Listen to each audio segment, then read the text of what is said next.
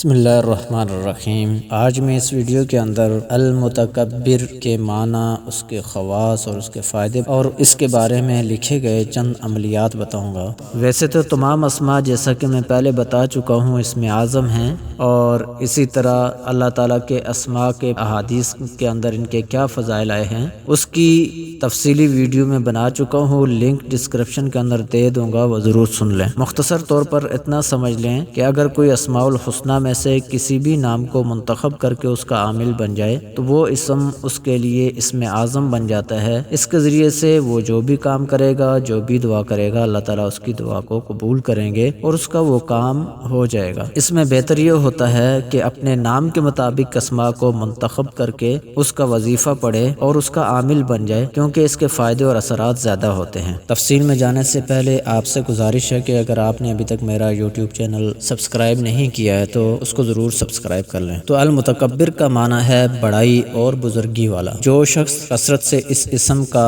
وظیفہ کرے گا، اللہ تعالیٰ اسے عزت اور بڑائی عطا فرمائیں گے، اور جو شخص کسی بھی کام کی ابتدا میں یہ اسم کثرت کے ساتھ پڑھے تو اللہ تعالیٰ اس کو اس کام میں کامیابی عطا فرمائیں گے۔ عاملین حضرات جو آج کل تعویذ وغیرہ دیتے ہیں وہ لکھتے ہیں کہ کسی کو بے حیائی سے روکنے کے لیے اس پر 10 مرتبہ پڑھ کر دم کرنا بہت فائدہ مند ہوتا ہے، اور اسی طرح جو کوئی ہم بستری سے پہلے 10 بار یہ پڑھے گا اللہ تعالیٰ اس کو پرہیزگار اور نیک اولاد عطا فرمائیں گے۔ جو شخص اس کو 21 مرتبہ پڑھ کر سوئے گا تو وہ خواب میں کبھی بھی نہیں ڈرے گا، اور جو شخص 662 دن تک 662 مرتبہ روزانہ پڑھے گا تو وہ آدمی صاحب اختیار اور صاحب سیاست ہو جائے گا۔ یہ تھے المتکبر کا معنی، اس کے خواص اور اس کے بارے میں چند عملیات۔ اللہ تعالیٰ سے دعا ہے کہ اللہ تعالیٰ ہمیں اس کے اوپر عمل کرنے کی توفیق عطا فرمائے۔